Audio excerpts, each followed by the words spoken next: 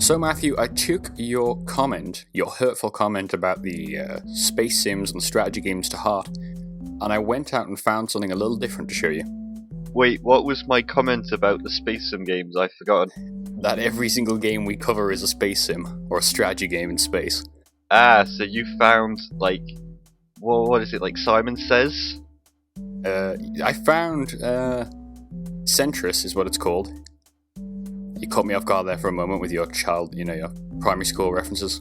Well, that's what the Simon Says thing is, isn't it? It's like the little circle thing with the red, blue, yellow, and green.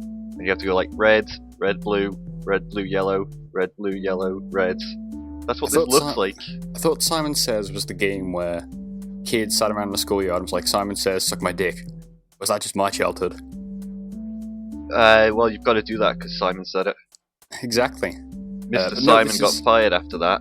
Shouldn't be doing that on a school grounds. We had to call him Master Simon, actually. Anyway, let's leave my childhood out of it. This is Sentris. This is a game about making music, let's say. Are you sure this is music? It sounds like a bad MIDI file. So this is called Drone, or Dron, or something. Right, Sentris. It's a weird game. I picked it up because I was going to review it, but I don't think I have the vocabulary to really talk about it in any sort of authority. You're saying that you should be like Jeremy Clarkson and able to pull metaphors out of your ass to explain things? I mean, yeah, but I would like to... I don't know anything about music, is the real problem here. So I find it really difficult to talk about. So, see those orange dots? Yes. We have to fill in all the orange dots with the musical bars around the outside, the outer rotating circle thing, are our notes. We have to fill in all the orange ones to progress to the next stage, which, shuffles everything in a little bit. And, so you see the big hexes in the middle? Yes. The one, whatever's lighting up corresponds to a different note. Not the foo so da, but the weird singing thing. Oh, do, re, mi, fa, sol, la, ti, do. Yeah, it's them. Yeah. Each one of those little hexes corresponds, starting in the middle and then going clockwise, I think, to a different note. And you can see one of the hexes is lit up on each one of the notes we're putting down. But right. I just hit freestyle mode, so now we've got none. So, good luck guessing. I guess musicians would be able to actually tell which note is which. Yeah. But this is a simple track, because it's just like, you're just filling in every time. And, if you overlap things, it'll push them down. So obviously that might turn make you lose some of the things you had lit up. Yeah. It's weird. We'll get into a more complex level later. But it certainly looks weird. I got horrendous motion sickness from it, which I didn't discover till later. There is actually a motion sickness mode in which the bar at the top moves rather than everything else. Ooh. So that's a little bit less disorienting, but it's really cool. It's weird. I didn't get it at first. I didn't understand what was happening. I was waiting to get an objective or something, which I know sounds ridiculous, but I just sort of played it for half an hour. Didn't really understand the point, but it's pretty relaxing. Right, so this is a music game where you hit notes to push the stuff down, right? Yes. Why are we in some canyon in space?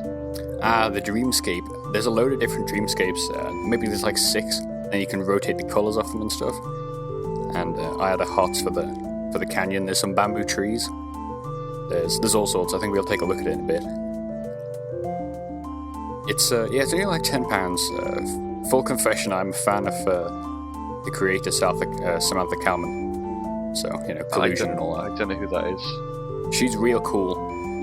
She's real cool. This was a Kickstarter, and I think it was a Kickstarter.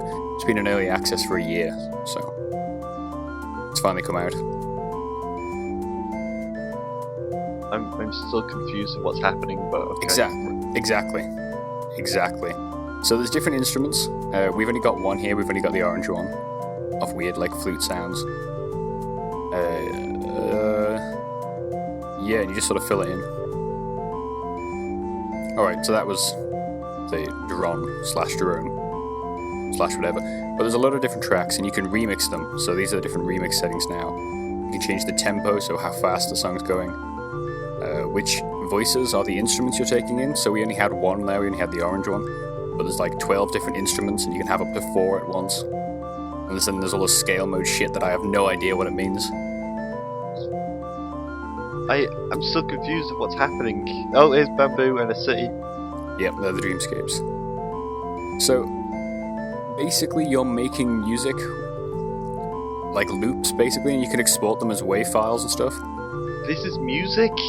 Yes. Well, this is just like, they get more complex, and there's like an infinite mode where it's just randomized, a couple of really simple randomized points you have to hit each time, and you're just sort of like building a loop up with whatever you want, random instruments and things, and that goes on forever. Because you just sort of like push the things you've put down so you can keep making new music. It's pretty cool. So here's a harder one. We're like previewing the different ones. So you can see the blue is on the second line down, and the yellow's on the outer line. So we could either put blue on the outside and then push it down with yellows, or we can build these chords like I just did then. Oh, I missed the yellow one. And sort of like hit both at once. Right. And the orange instrument's just there for flavor.